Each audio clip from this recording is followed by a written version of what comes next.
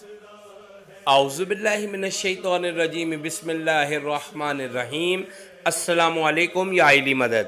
3 محرم الحرام 61ویں ہجری، تاریخ کا وہ سیاہ دن کہ جب کوفہ کے قاضی شریف ملعون نے یزید کے دربار کی خوشنودی کے لیے امام حسین علیہ السلام کے خلاف قتل کا فتویٰ جاری کیا۔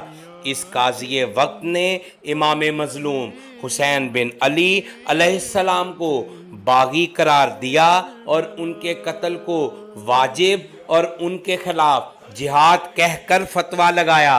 اسی فتوے کی بنیاد پر کوفہ اور اس کے گرد و نواح کے علاقوں سے اسلحہ اکٹھا کیا گیا تاکہ امام حسین اور ان کے ساتھیوں پر حملہ کیا جائے۔